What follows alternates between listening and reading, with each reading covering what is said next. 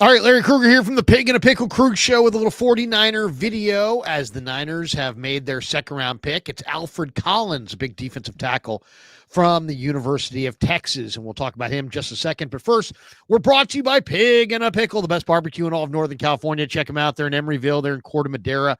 They're open 7 days a week from 11 a.m. till 8 p.m. or until they run out, and they do run out. So get there early, get some pig and a pickle, get some brisket chili. Tell them the Krug sent you. We're also brought to you by Mancini's Sleep World. You save an extra 10% off when you use our exclusive code Krug10 at Mancini's Sleep World at any of Mancini's locations. The spring clearance sale runs from March the 25th through April the 28th, so do not wait. Click the link in the description to shop now and experience better sleep with Mancini's Sleep World. Make sure you click inside the description and make sure you use the code Krug10 to get that discount. And thanks to Mancini's for being a proud sponsor of the Krug Show. All right, the Niners have picked again in round 2, and this time it's Alfred Collins, a jumbo defensive tackle from the University of Texas. This guy's lived his whole life in Austin. His mom was a great Texas basketball player. And Alfred Collins is the second of 4 children, 3 girls, 1 boy. He was born and raised just outside of Austin, Texas, with his parents, Bernard and Benita. His mother teaches math at in the Bastrop School District, at which he played in, and she received her degree and played at Texas. So how about that? So it really an incredible thing. And, also his cousin is Trent Brown, who was an ex-49er, ex-New England Patriot. And they're related through size because this guy's just monster. 6'5", 332 pounds. He was a fifth-year senior for the Longhorns, Cedar Creek High School, 4-star recruit. Everybody wanted this guy. And he was well known on the recruiting trail, and Texas beat out A&M, Oklahoma, and others to get this guy. He was a 3-time member of the Big 12 Commissioner's Honor Roll, so he's a smart kid. He graduated with a Human Dimension of Organizations degree. So you're talking about a guy who played there in 2020, 2021, 2022, 3, and 4. So he had 5 years in college. He had 1.5 sacks in that first year, the 2020 year, and that was the pandemic shortened season. Then he had 2 sacks in 2021, 25 tackles. Then in 2022, he only had 1 sack and only started 1 game that year. Started 6 games in 23, had 2 sacks, and had 1 this last year. And he also had a blocked field goal. He was honorable mention Big 12, but he's, this guy's a huge body inside. That's what he does. And he screws things up inside. He mucks things up inside. That's the scouting report on the guy.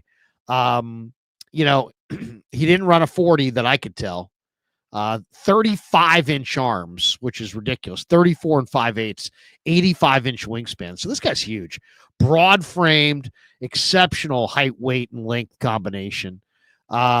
He's got natural power. That's the one thing. If you see him, he's got natural power, natural athleticism, knocks a lot of balls out of the sky. He'll bat down passes. To me, the only concern here is really the knee, because I had heard that there was a knee issue at some point in this process. So that I think has to be investigated a little bit. But this is a really solid football player. As I said, he blocked a field goal as a senior. He had 6 passes batted down at the line of scrimmage in 2024. That's second best in all of the FBS. So he really does bat down passes and cause disruption at the line of scrimmage. And also he's been durable. He played in 64 of 65 games over 5 years in Austin. So he played more snaps this year and than ever before. One of the scouts said he's just a junkyard dog. He just messes shit up in there. Just a load at the point of attack. He can jolt and snatch people. He takes on double teams. He's got some sneaky quickness in the gaps, plays with balance, not much range, not going to do a lot of sexy things pass rush wise. Just let he says just try to get some big push and use that length to try to mess things up. He's the type of guy you need to win. Not going to be a Pro Bowler or a 10-sack guy, just a guy in there wrecking things and being a problem. Somebody compared him to Marcus Stroud. He was a National Honor Society student in high school, academic honor roll student at Texas. One scout says first-round pick for sure, talented but inconsistent. John Henderson, wish he were a little bit more productive. Motors up and down, inconsistent to finish. Technique and discipline in terms of playing upright. Body position at the point is inconsistent.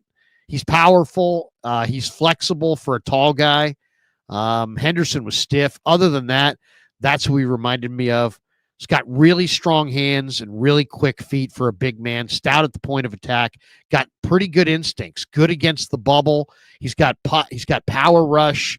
More first and second down than a third down guy, but he can play on third downs. Finished with 141 tackles, 18 for loss, 7 sacks, 12 passes defensed, including 7 last year. Arms 34 and 5/8 inches. That's incredible. Good, solid player. A third scout said nothing great. He'll be a sometime starter. So there you go. Durable big guy. I mean, they needed a big guy up front. I mean, let's be honest. Their line is lean, and they needed big bodies. They need a lot of help up front. So this is a big clogger. As far as his weaknesses, they say he comes off the ball a little too high, which a lot of taller tackles do. He'll struggle to get underneath blocks and maintain leverage. He's a little leggy. He's got a high center, so that disrupts his ability to change directions a little bit. He plays hard, but too much wasted movement in his hands. Not consistently explosive, separating from blocks, especially later in games. Sounds like endurance may be an issue. When given chances to rush the passer, his moves lacked efficiency and inconsistent counters. Missed part of the draft process because of a left calf strain. So only played one season as a full-time starter. As a full-time star, I should say. One-time starter at Texas. Collins played nose tackle in their front, although he saw most of his 2024 snaps over the B gap, 299 compared to 145 over the A gap, 129 over the tackle. Highly recruited out of the Austin area. He was given an underachiever label by some when he was playing behind Tavondre Sweat and Byron Murphy in 2023, but he played his best ball this year. He's a coordinated big man. He plays with natural power, does a great job as a two-gapper, stacking, peaking, and grounding ball carriers between the tackles. His hands were more heavy than disciplined. He struggles to root himself against doubles because of his tall pad level.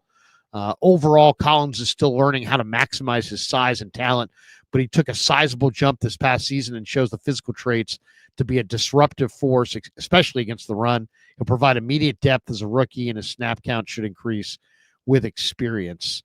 They listed him at 68th overall, gave him a second, third round grade. Niners took him 43rd overall. TJ Sanders had gone a couple picks earlier. So, Kev, why don't you give me your thoughts? Alfred Collins is an interesting prospect for sure. What do you think? I'm starting to see a pattern here with the 49ers. I mean, I don't think that's really a crazy take here, but it seems like they're going after. First off, can you hear me all right? I didn't check my audio. Yeah, we can hear you. Oh, wait. Now we're talking. This pick a lot. I think this reminds me of a little deja vu last night. Mikael Williams. We're talking about a guy who has the size, he has the speed, he sheds off blocks in the run game like nobody's business, and he's going to be a high floor run defender on early downs. I think, especially for the 49ers, they needed is an understatement. They need size on their defensive tackle in the interior line. They need a space-eating defensive tackle, 3-tech defensive tackle that can just, create less run lanes. And that's exactly what I expect this guy to do. Like Mikael Williams, he's not a polished pass rusher. But I think from a rookie's perspective, he's going to provide something initially that's going to be good for the 49ers. And just looking at some of this guy's snap counts, it's pretty interesting. Texas used this guy all over their defensive line. He lined up as an edge rusher. He lined up in the A gap. He lined up in the B gap. He lined up, outside the tight end at sometimes. So he has some positional versatility, but I'd expect the 49ers to primarily use him, the defensive tackle. Just to follow up on the size. I have this note here. Let me pull it up. This is his percentiles in height, weight, arm length, and wingspan. He's 6'5", which is 92nd percentile. He's 332 pounds, 93rd percentile. Nearly 35-inch arms. That's 95th percentile. His wingspan is 85 inches. That's 97th percentile. We're talking about a guy who has maxed out attributes in terms of length and size. I kind of see what the Niners are doing here. They're getting monsters. They're getting monsters, and they're putting them on their defensive line, and they're hoping that they can develop them as a pass rusher. So overall, I like this pick a lot. Big body. What do you think of these highlights? I don't know if you're looking at these highlights that I'm playing here, but he looks like he maintains a wide base. He throws guys away. As you just stated, they've lined him up all over the place. He looks pretty strong at the point of attack for sure. There was one play in here early. Let me go back to the beginning of this little highlight footage. Look at the second play here, not this first one. Okay, so he throws that guy away, makes the play, but it's this play. Watch this one. Throws that guy away, boom, in the backfield. Now that's a really nice play. Love that. There's a combo block. He defeated the combo block there, makes the play. He just kind of works down the line of scrimmage and forces the ball out, punches it out. Now he's on the nose here, throws that guy away, gets in the backfield, makes the play. So, this is the highlight reel, of course. He has what I would call, I don't know what you'd call this, Dad, but I would call it like rotational power. Like he's able to, engage his glutes and throw away blockers like very well. I'm not wording this greatly, but I don't know what you'd call that, rotational power or not, but this guy has similar to Mikel, he has that rip ability to get off blockers and make plays in the run game. And I think that's going to be immediately beneficial to the 49ers defensive line. The nice thing is the durability and the fact that he's a smart guy, on a roll guy. That's always nice. Kind of an added plus. The athletic family, comes from a family of athletes for sure. Big bodied guy for sure. We'll see. They probably got to go defensive line again. That they're probably going to have to go defensive line again at some point, probably later on today. We'll see what else they go with here, but very interesting pick. I like this pick from the standpoint of the only concern I have is I've heard that there was a knee issue in the pre-draft process that had slowed him down. Tony Pauline had a note on that the other day that he had some kind of knee issue. But you're talking about a huge war daddy. You're talking about 6'5", 330, 35-inch arms. Hopefully this guy is healthy and he can play. But the fact that he played in 64 of 65 games in 5 years at Austin, generally guys who like to play find their way into the lineup. Guys who don't like to play find their way out. And so when you see a guy, especially a big man like this, played in 64 of 65 games, generally that means he likes to play, which is good. And that's a good sign. I think that knee concern definitely could, or that knee issue that he had would maybe explain some of his testing, because he had a 26-inch vertical and a 96-inch broad jump, which would put him the 26-inch vertical would be 11th percentile and his broad would be 2nd percentile. So assuming that his knee, I don't know, held him back. He didn't run a 40. No. He didn't run a 40. Yeah. So the explosion wasn't there at the combine or wherever I think this was at his pro day, or was this pro day or combine? I'm not sure, but I think the tape shows a player that is much more explosive than a 26-inch vertical. And, he doesn't have, similar to Mikel, he doesn't have like a refined rush plan. I don't know what he's going to be as a pass rusher, but as an early down defensive tackle, space-eating defensive tackle, I really like this pick. And the Niners are doubling down on the athletic freaks that can stop the run. Got to get those big bodies on defense, and you got to get athletes. No question about it. And as you guys can see here, Alfred Collins is both, right? He's a big-bodied guy, but he's also a really good athlete. And his mom was a fantastic basketball player, and he inherited those genes. Rare body for sure. Big boy. I would have, I'd still like to see them get in an ESP Bowls or somebody like that, a pass rusher, a Savion Jones. This guy's not a pass rusher. This guy is your absolute monster in the middle for the most part. But I wouldn't say he's not any pass rusher. He's probably more of a pass rusher than some of those guys he played with at Texas. Like Tavondre Sweat was really a run defender. This guy, I think, has a combination of it can be, he could be both. Yeah, I mean, they're gambling on being able to develop these guys because they have the traits and they have the tools. Like, or not the tools, but they have the traits they have the body to be an NFL player. You never want to draft a guy who it doesn't have the body of an NFL player and then also have to teach him how to do something like this. At the very least, you can say this guy has an NFL size, NFL strength, and now let's just give him a little bit more technical refinement and let's make him a better pass rusher. That's the upside with Alfred Collins.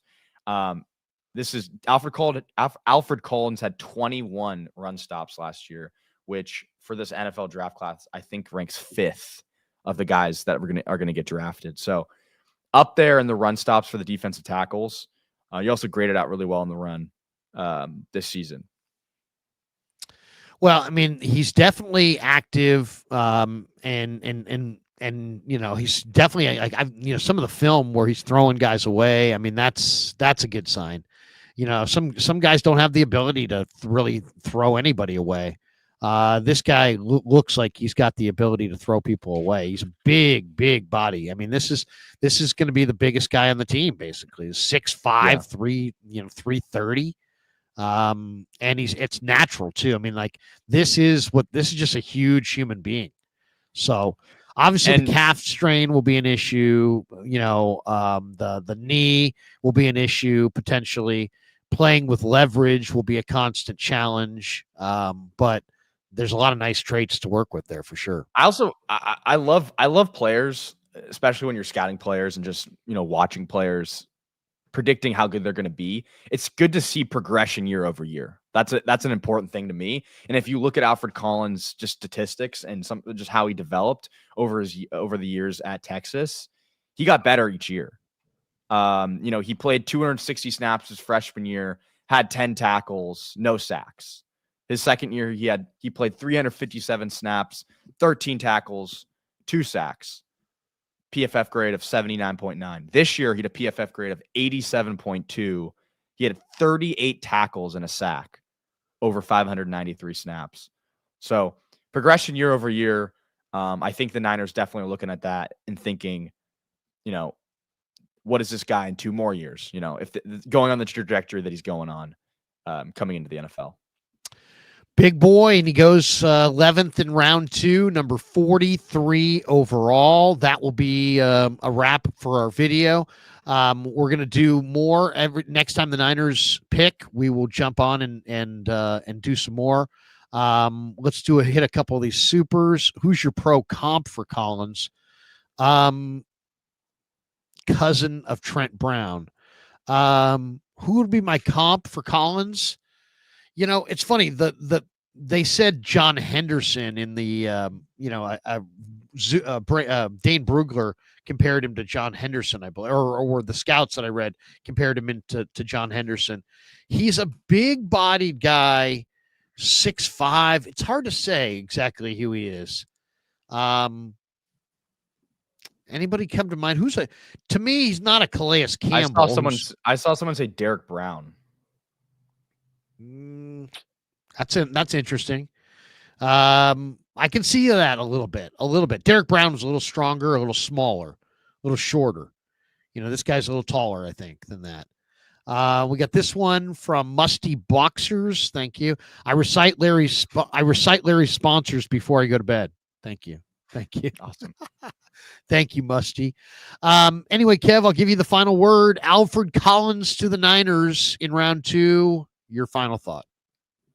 Final thought is you got a player that you needed to get. I was a fan of Tyreek Williams from Ohio State. He went in the first round instead, even though I never saw a mock draft with him going in the first round. But I respect it. Respect the player. This guy is a notch below him, I think, but similar type of player. Size, not speed, but size, length, strength, monster in the run game. The Niners need this player. I'm excited for the pick, and I would go back to the well. I mean, maybe not next pick, but I would still draft another defensive tackle or two. Yeah, no doubt. Keep loading up, and I to me, it's definitely an interesting pick. I like the scouts information that I saw here. He's just a junkyard dog. He just messes shit up in there. Just a load at the point of the tack. He can jolt and snatch people. He's got some sneaky quickness in the gaps, plays with balance. And then you mix in the intelligence, the athleticism, the durability, the size. There's a lot to like. So there you go. I kind of like it. Alfred Collins, jumbo tackle in round 2. All right. The 49ers pick again at 75 and again at 100. They have 2 picks in round 3. We'll be back with more of the Krug Show, draft day edition. And we'll check you out after the 3rd round. And once again, thanks for everybody for supporting the Krug Show on YouTube.